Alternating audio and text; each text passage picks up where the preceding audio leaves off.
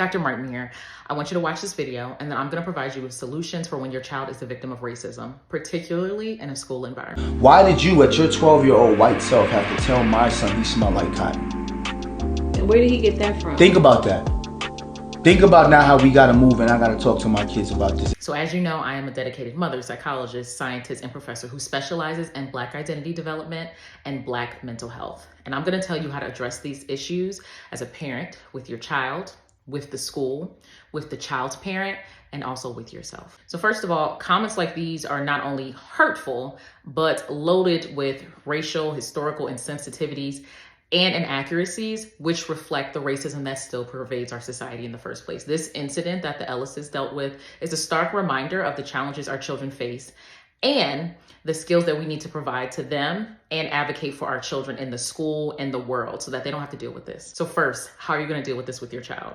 As a parent, it's crucial to create a supportive and open environment where our children feel safe to share experiences like this in the first place. If they don't feel comfortable with us, they're not even going to feel comfortable telling us when these incidents happen. So when facing racism, it's really important to validate your child's feelings. You need to let them know it's okay to be upset. You can tell them that you're upset about what happened and let them know it's not their fault. And one of the most important things to state is that it is not race that is the issue. There's nothing wrong with their amazing melanated skin. Racism is the issue. There is a difference. Let them know that the encounter was based off of stereotypes, biases, prejudices, and let them know why those do not fit the people that they are, the individuals that they are overall.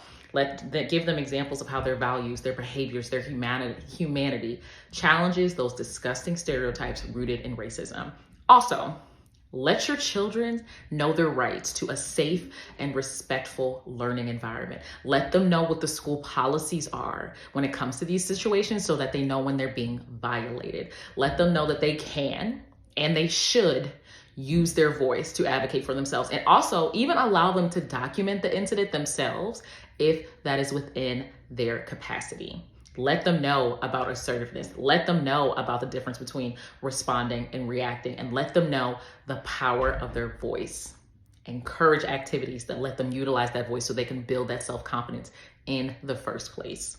So when it comes to the school, there are two questions that I would be sure to ask. One, can you outline the school's immediate and long-term strategies to address this specific incident of racism and prevent future occurrences in the future? When it comes to this plan, you want details on how the school intends to support impacted students, how they plan to educate the student body about racism, prejudice, and stereotypes, and also any disciplinary actions for those that were involved in the incident if those will come up. Is this too much? No. At the end of the day, one of the things that you need to state multiple times that this incident has severed the safety that my child has in this environment. And my child deserves to learn and foster development in a safe and respectful environment. And that has now been severed. So you tell me how you are going to build this trust up for not only my child, but for us. And not only for us, but the entire student body, because this racism impacts everyone. Two, what specific policies and procedures does the school already have in place to address racial discrimination? Also,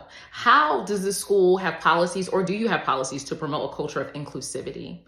Also, I guess we on question number 4 now. How does the school plan to involve the students, the staff, and the parents in these efforts to ensure a community-wide approach? It's not about just teachers. It's not just about just admin. It's about students. It's about parents. It's about the community. How do we ensure a community-wide approach to combating racism? Next, when dealing with the parent of the child who was engaged in this racist encounter with your child, first thing you say, first of all, nope, nope, nope, nope, nope. Let's redo it. Let's redo it. Okay, we're back now. One of the things you can say, first of all, how can we work together to educate our children about the impact of their words and their actions on others, ensuring that they understand the significance of empathy and respect, cultural humility, all of that in their interaction with their peers.